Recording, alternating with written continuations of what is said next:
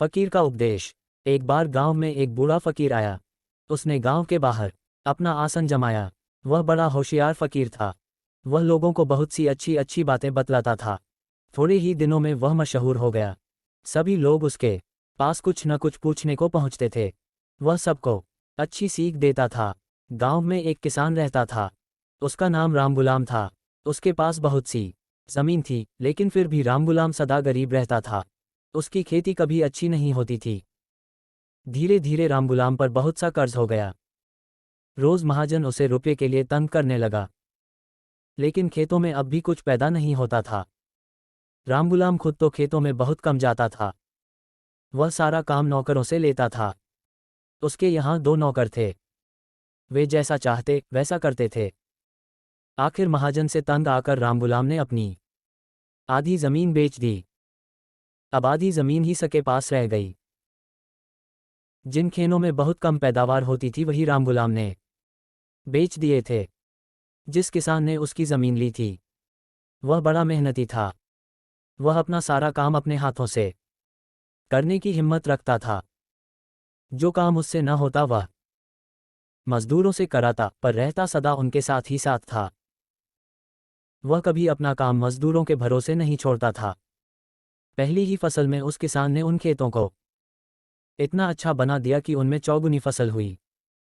रामगुलाम ने जब यह देखा तो वह अपने भाग्य को कोसने लगा। इधर उस पर और भी कर्ज हो गया और उसको बड़ी चिंता रहने लगी।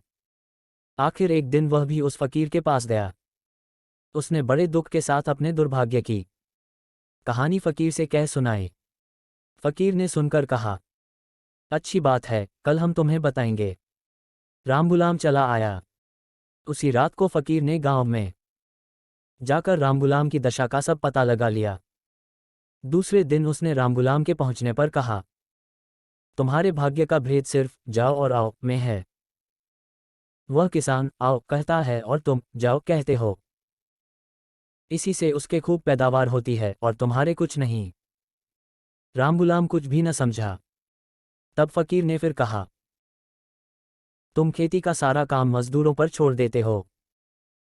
तुम उनसे कहते हो जाओ ऐसा करो, पर खुद न उनके साथ जाते हो न काम करते हो। पर वह किसान मजदूरों से कहता है आओ खेत चलें। वह उनके साथ साथ जाता है और साथ साथ मेहनत करता है। मजदूर भी उसके डर से खूब मेहनत करते हैं। तुम्हारे मजदूरों की तरह वे मनमाना काम नहीं करते। इसलिए अगर तुम चाहते हो कि तुम्हारे खेतों में भी खूब पैदावार हो तो जाओ छोड़कर आओ के अनुसार चलना सीखो। रामगुलाम ने फकीर की बात मान जी। उस दिन से आलस्य त्याग कर वह अपने खेत में मजदूरों के साथ कड़ी मेहनत करने लगा। अब उसके उन्हीं खेतों में खूब फसल होने लगी। दोस्तों, अगर वीडियो अच्छा लगे तो लाइक जरूर करना और ऐसे ही वीडियो देखने के लिए हमारे चैनल को सब्सक्राइब कर लेना। दोस्तों, हम आपके लिए इतनी मेहनत करते हैं तो आप इतना तो कर ही सकते हो। उम्मीद करते हैं आप हमें सपोर्ट जरूर करेंगे।